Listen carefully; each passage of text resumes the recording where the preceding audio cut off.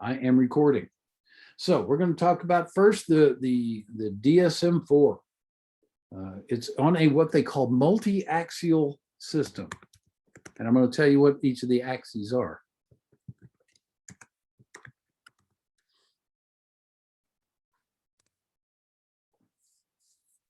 And basically what this does, it breaks down a diagnosis into 5 parts. There's 5 different things, pieces of information that you can impart on this system. The first one is axis 1.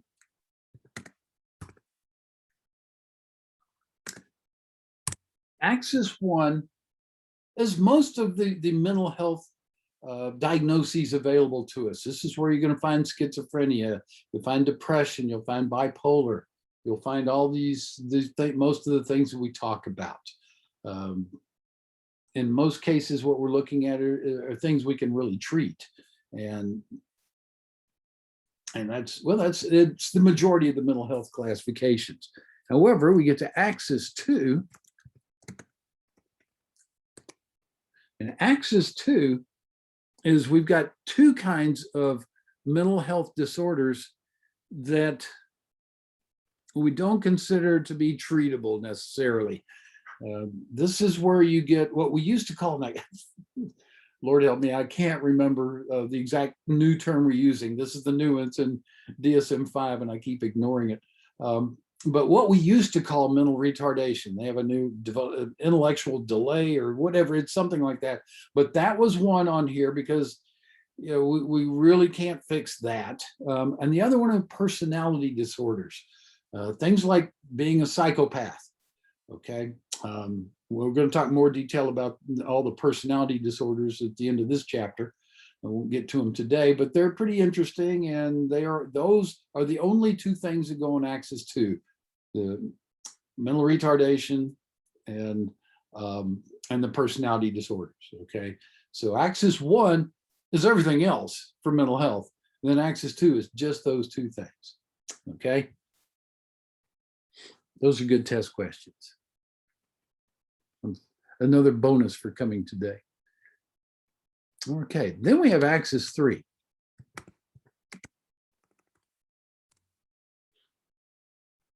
Axis 3 is where we list major medical problems you're having, because these really might affect your mental health. If you've got a bad back, and I certainly have had a number of clients who have had that, that's depressing. So that's a major thing to know. I've got one with lung cancer right now. That goes on axis 3. Okay, if you just recently broke your leg and you're in a cast, boom, we'll put that. We might even put that you had some kind of surgery at one time that's important to know about. That if you had gallbladder surgery and you had your gallbladder removed, that's going to affect what you can eat. That's going to affect your environment. We're going to put that down there on axis 3. So we're going to put, that's our major medical, diabetes, asthma, things like that. We're going to list all that there.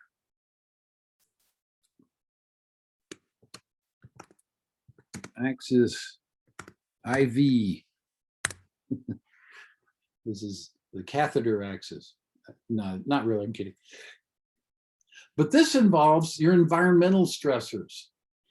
Have you been divorced lately? Have you been abused at any time in your life? We're going to put all this kind of stuff down. Have you been in prison? Have you had to take tests with just multiple choice and the guy won't convert it to 100 to 90 and all that kind of stuff? This is an environmental stressor. We're going to put this down for you, and that's going to be listed there. Financial problems. Car's broken down. You're in Houston. You know how it is in Texas. If you don't have horsepower, you're stuck. You can't go anywhere. We don't really have mass transit. But that's where we'll put all the environmental stressors on there. What's affecting your life? And then we have the last one. I wrote the abbreviation first, but it's what we call, and I hate this one too, the Global Assessment of Functioning. And that is axis 4, or 5, I'm sorry, axis V. I put those in the wrong order. Sorry about that. I should have written axis 5 first. Under that is what we call GAF. GAF is the thing that when those of us, and I include myself in this, of course, those of us who think about it don't like this. It's a scale of 1 to 100, and we'll give you a number based on the where you're functioning. And if you're in the top, say 90 to 100, boy, that's optimal functioning. You're working, you've got an intact family, you're happy, you've got a good dog or cat, you've got everything you need. You're in that 90 to 100. Then, of course, as you go down by tens, you get into different categories of functioning. And there's a game we have to play with this. Insurance companies will look at this GAF score sometimes to determine whether you should be in the hospital or not, or whether you should they should pay for treatment for you or not. So I play the game with this to make sure the clients get what they need. If they need treatment, but maybe their functioning is still pretty high. They're working, they have a family, but there's something really wrong that they need treatment for. That GAF score could be misleading as to just how well they're functioning. So, I learned when I was working in hospitals, never give a GAF above 49, because if you got a 50, they'll kick you out of the hospital regardless of whether or not you need to be there. So that is, there's groups of 10 that it goes down, but you can use any number within that 10.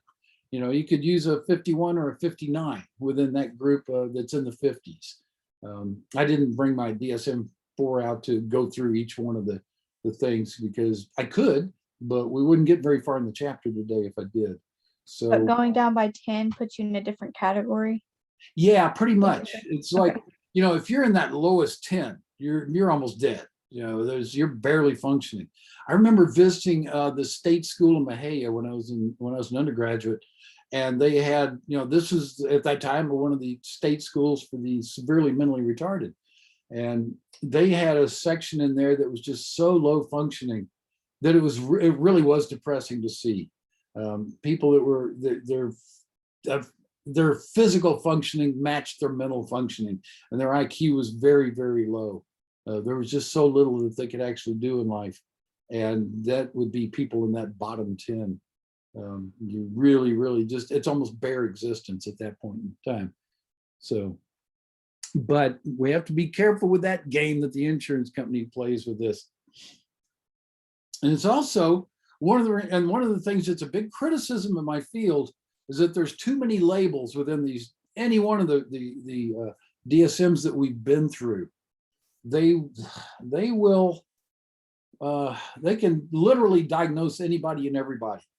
Some people will do that too. In DSM-4, we had this not otherwise specified category for everything, such as depression, not otherwise specified.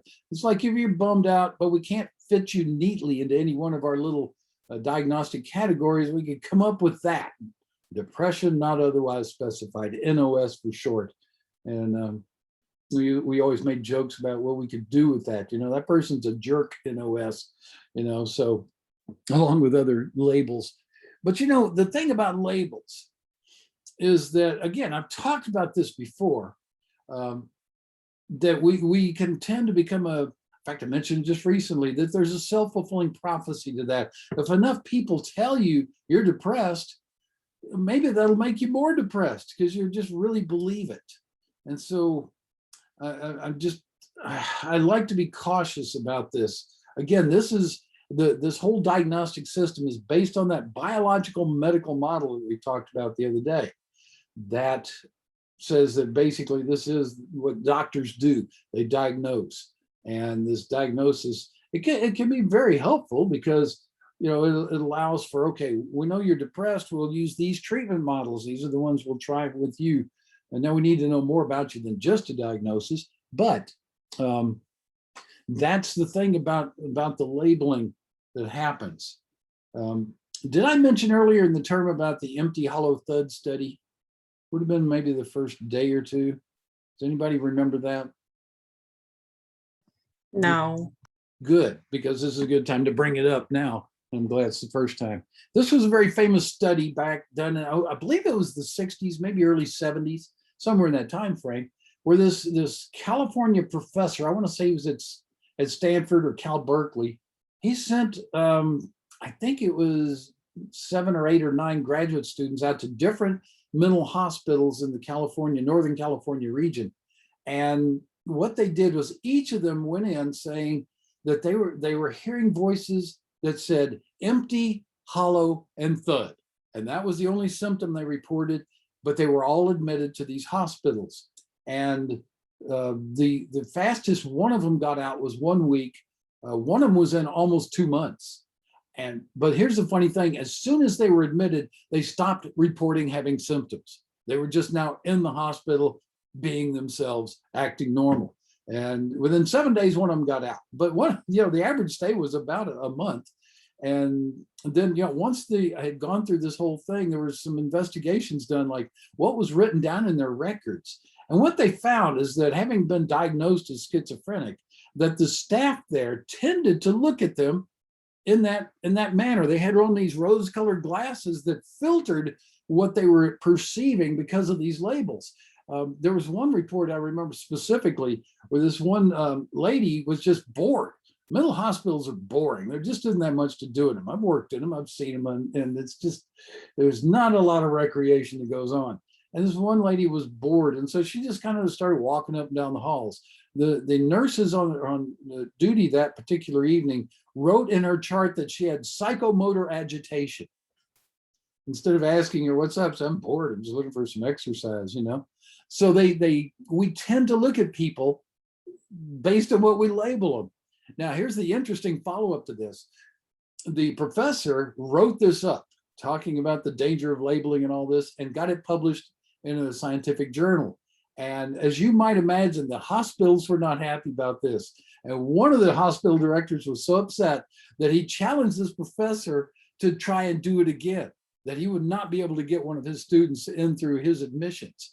And the professor said, okay, you're on. I've got a 6-month window here I'm going to play with. And at any time, any day, you might see one of my people. Won't be the same one you saw before, but it'll be somebody new. And the director was glad to hear it. He says, bring them on.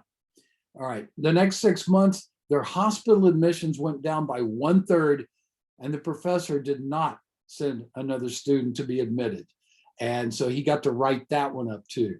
So it's kind of interesting once you think about the self-fulfilling prophecies, not only for yourself, but the way that you look at other people. Once you label them a Scorpio or a Feces, it changes the perception of how you view those people. So now we can't avoid doing labels. I mean, it's part of how we organize our worlds. We hear certain things about certain people and we make certain assumptions. And sometimes they're accurate. It does work sometimes, when you think of somebody as an engineer, you think of them as being mathematical and perhaps a little bit cold and not so emotional. And you know what? You will meet engineers that fit that profile. Not all of them, of course, but there are some there enough of them are like that it'll reinforce your labeling and your schemas, if you remember chapter 3. So that's what goes on with labels. You've got to be careful with that, because you might get the wrong label or have the wrong assumption about what that label actually means. So I run in, when I was teaching the prison, it is a thing I heard consistently is that once you're next con, you've got a life sentence, even if all you got was 2 years and you served 6 months of it and you got out for good behavior. Yep. So that's it. You've got a lifetime sentence. So I take it, Rachel, that they are both engineers, right? Yeah. My stepdad's a chemical engineer and my uncle is a rocket scientist. Oh boy. I bet those are some interesting Thanksgiving conversations. Oh yeah. Let me tell you about my dog. So that's, I always love that piece of research. That's a great one. And that's a good one to put on the test, I think, if I remember right. Okay, what did I put there?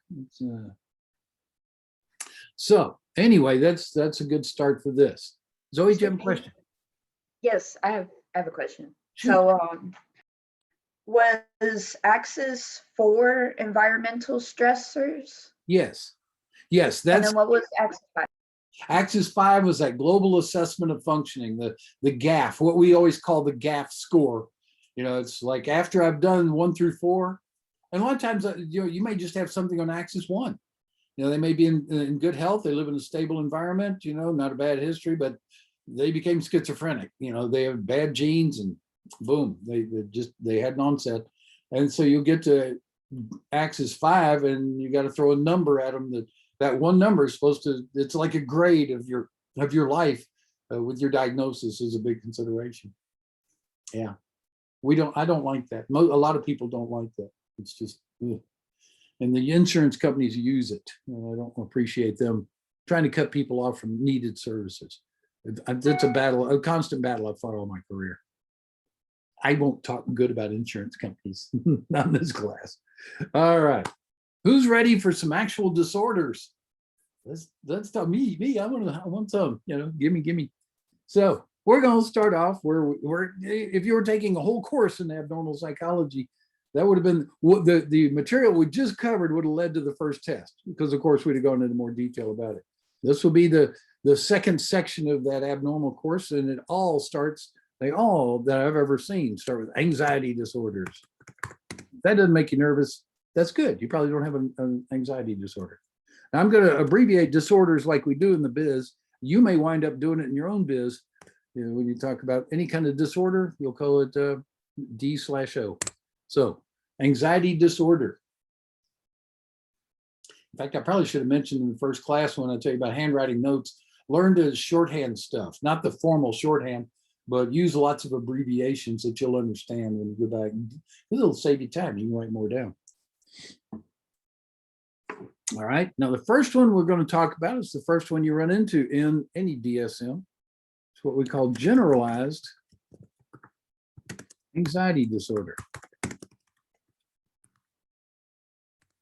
Often abbreviated GAD in the biz, or GAD. Sometimes I call it GAC, because that's the way the people that feel like they're always saying GAC. These are people who just stay nervous all the time. There was a time when they called this kind of condition neurosis. You're just always fearful of things. You can't really relax. And glad to be of service, Catherine. So this is, you know, it's almost like you've got too much adrenaline all the time, which may be a biological part of the function that you're going through. It wasn't good English either. But it's not only that, but it's something that you kind of incorporate as being uncomfortable with. You don't like the adrenaline, and so you're just always nervous. You jump easily. You know, you get startled when there's a sudden noise. You know, if you were in high school and they did a book drop, did y'all ever do that kind of thing, do a book drop? Nobody did that in high school. It wasn't one of our tricks, you know, especially on a tile floor. You kind of move a book to the side and you just drop it on the floor. And if it hit flat, I mean, it would make a pow noise. And anybody who was half asleep in a boring class would jump out of their chairs. So this is one of the prank things we used to do when I was in high school. We weren't very nice kids, what can I say? But if you had generalized anxiety disorder, you were the one that hit the ceiling, okay? Your startle level is much higher. And you would be the kind of person who would not enjoy the roller coaster whatsoever. The old Texas cyclone out at Astroworld. Teachers did that. Yeah, that'll wake class up. The toaster gets you. Well, I hope at least that you get toast that you can use when you're after you're startled, you know. Keep the butter and the jelly handy. So this is that in a nutshell is what generalized anxiety disorder is. It's a person who, you know, there's always little criteria in these, like it must exist for so long. I think it's about a month for generalized anxiety disorder. And a lot of times it doesn't have to be completely all that time. It's just most of the time. But if you're a person who gets nervous fairly easily and stays that way all the time. So Rachel, our toaster oven is worse than a toaster because it sounds like a forklift backing up loudly whenever ours goes off. It's like, babe! It's like, wait a minute, is that the fire alarm? Jeez. So not all of them are but yeah, don't get our brand of toaster oven, whatever it is. That's all I can tell you. Okay, any questions on generalized anxiety disorder? If not, we're going to move to panic disorder.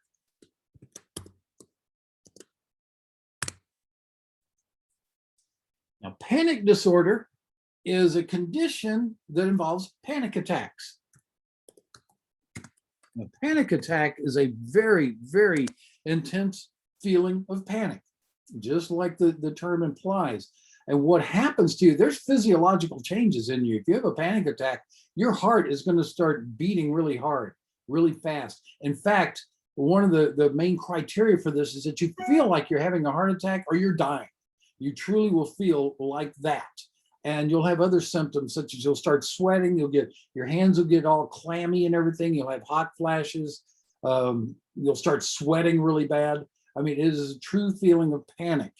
And it's actually I've had a couple of these, but you need to average about 4 a month or so to get diagnosed with it. Okay. So anybody could have had a panic attack, and that doesn't mean that you have panic disorder. Panic disorder involves a much more intense experience and prolonged. I do have a client that has panic disorder, and she has them frequently. She'll have 2 or 3 of them a week. Most of the time, for most people, when you have one, it's only going to last 5 minutes or so, even though it's going to feel like it's going on much longer than that, because it's such an intense feeling. Whenever things are really intense, you really do lose track of time and just how much is going by.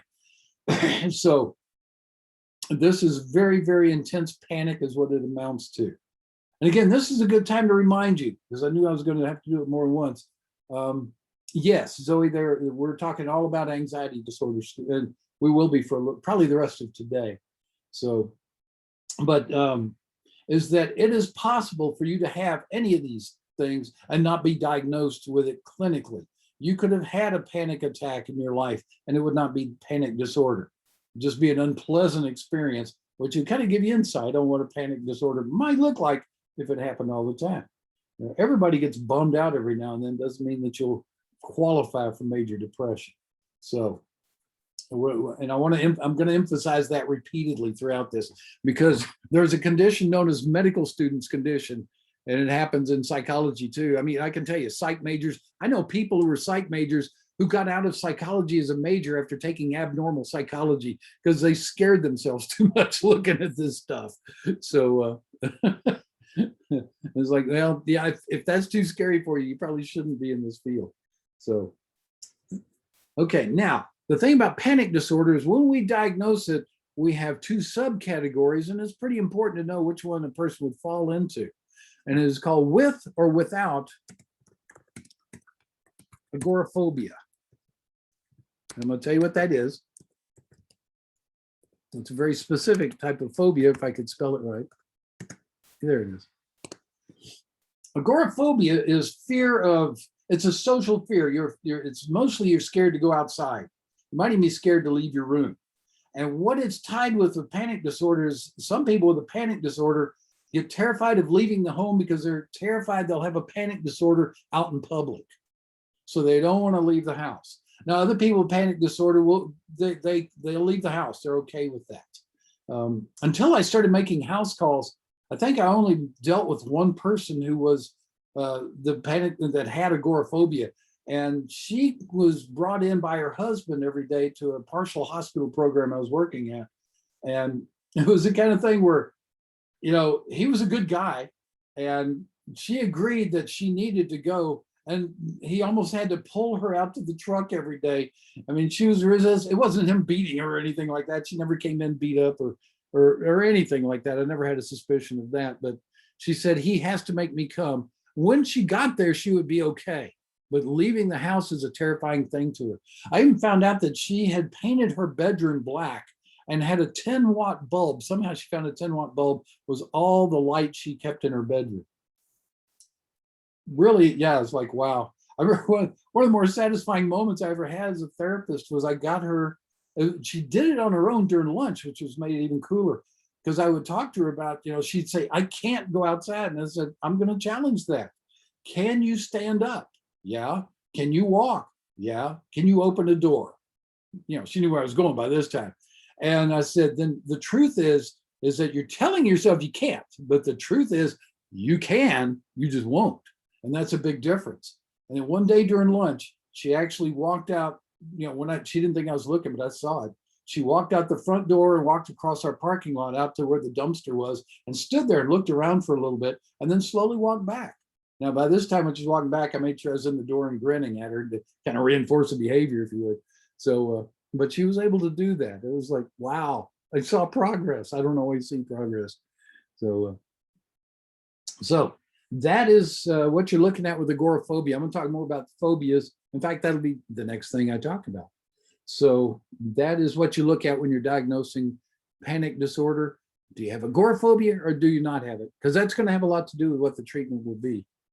I do see it more often now that I make house calls too, by the way. So they're basically just scared of having a panic attack in public? Yeah, that's, I think in a nutshell, that's about it. Okay. Yeah. Okay, next we get to look at phobic disorder. Let's talk about those phobias. A phobia is just an unreasonable fear of something that really isn't deserving of that much fear. Okay. Then we have, if it exists, there's a phobia for it. And I don't know if you've got a short list in your book of phobias. Believe me, I've seen textbooks with whole pages of nothing but phobias. There is a phobia for everything. My favorite one is one I can for some reason I can remember the word and how to pronounce it. It's called triskaidekaphobia. Would you like to take a guess at what that is? And I won't blame you if none of you get it. I wouldn't have either. But that's a fear of the number 13. Because that's bad luck, right? There's fears of ladders, there's fears of dogs, there's fears, like I mentioned, of really everything. There's people who have a fear of everything. Some of which I think, some of the ones we think of as that are a little more common might actually be adaptive to the environment. If you have a fear of snakes, as we know, there's only 4 kinds of poisonous snakes in America. Luckily in Texas, we have all 4, but we're a big state, so you expect that. But most snakes are not poisonous, but if you avoid all of them, if you have a phobia of all of them, then your chances of getting bit by a poisonous one certainly go down, do they not? So there may be something adaptive about a phobia like that. A fear of heights. If you avoid ledges, aren't you much less likely to have a fall? So that fear of heights might be something that's a little bit more adaptive. Yes, Zoe, I think that my mom was very superstitious, so I tried to avoid all superstitions. My mom thought it was bad luck to put a hat on a bed or to open an umbrella in the house. And being the terrible son that I was, I go, Mom, look, and open the umbrella. Stop that. So yeah, but you can actually be raised to not like something and learn to have phobias of it. So I'll be honest with you, I'm not fond of heights. And it got worse as I got older. After one of my best friends fell off of a 2nd-story roof and he died. And I used to be able to get up on roofs, and I don't do it anymore. I just don't need to. But think of the adaptive nature of that. I'm not going to fall off a roof, am I? So yeah, they can be. I was raised, my mom hated heights, and I think that I picked up that to begin with from her. And then I just got yeah. So thank you. It was a few years ago, but he was a good guy. So I appreciate that. So that's now there are 2 kinds of phobias that we break it down into. We have object phobias. And this is most of them. These are the fear of snakes, fear of heights, fear of flying. Okay.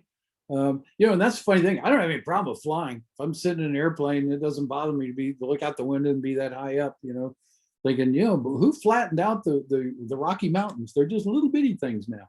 So, yeah, ledges and stuff. Sure. I don't like ledges either. But I'm not going to fall off of one either.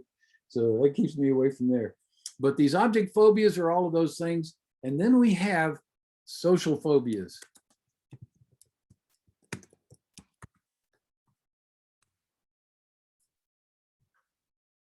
Nice thing, Zoe, about planes is that the most dangerous time for planes has been the takeoff and landing.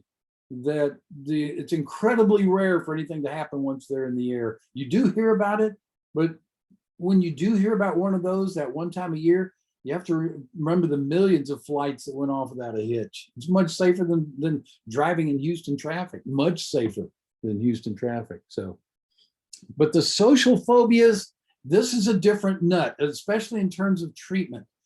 That included the agoraphobia that I just mentioned. But there are people who have social phobias that they're afraid of getting around crowds of people. They can have a fear of interacting with people. They get very nervous when they have to talk to a stranger. You know, they don't like to go into stores because they're going to have, if they buy something, they have to deal with a clerk, and they're just not enjoying those moments. I mean, it's a real hard thing for them. There's a fear of public speaking, you know, where people just get weak in the knees in terms of how they're going to be able to handle that. But I want to give you some encouragement with that. If you have that kind of thing, you'd be surprised. Most of you would be able to overcome it. Some of you may, you know, they always tell you that someday in your life, you're going to have to get up in front of people. You're going to have to talk. So you might as well get used to it. And, you know, truth be known, that's not always true.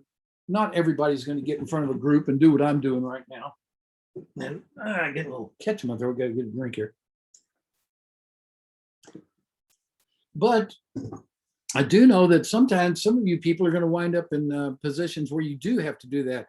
If you move to be the practice manager of wherever you're working, you're going to be holding meetings and talking to your employees and all that. What you might find is that the more you do it, the easier it gets. There are little tricks you can do to make yourself less nervous. I've never found those to make me less nervous. But I got to the point where I just said, I don't care, whatever. I'll just go do my thing. If you like me, great. If you don't, well, nobody likes everybody. So that was how I rationalized it, and it kind of helps a little bit. But I'll never forget a graduate student I went through grad school with, that she came from North Dakota.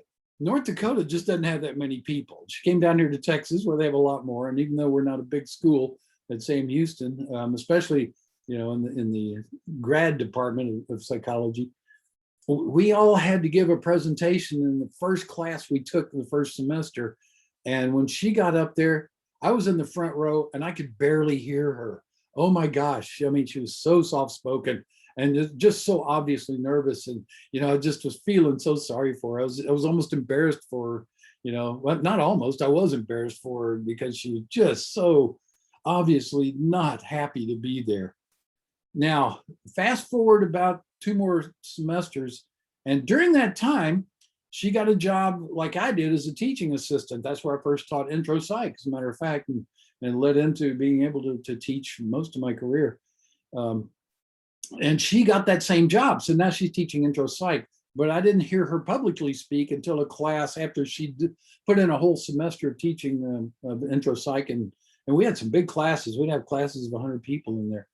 And then I heard her speak again, and I want to tell you, it was 2 different people. She was relaxed, she projected, she was clear, easy to understand. She got good. That's good English too. Boy, I'm majoring in English today. And but she really, really did a superb job. I was so impressed. And what she'd done is she'd taken something that was a phobia and just got exposed to it and turned herself around. So those of you who do have that fear of speaking in public, just kind of put on your blinders and work through it, and I think you'll find that you'll just get better and better at it. You know, one of the best teachers I know, she just does a superb job, and she's a complete introvert.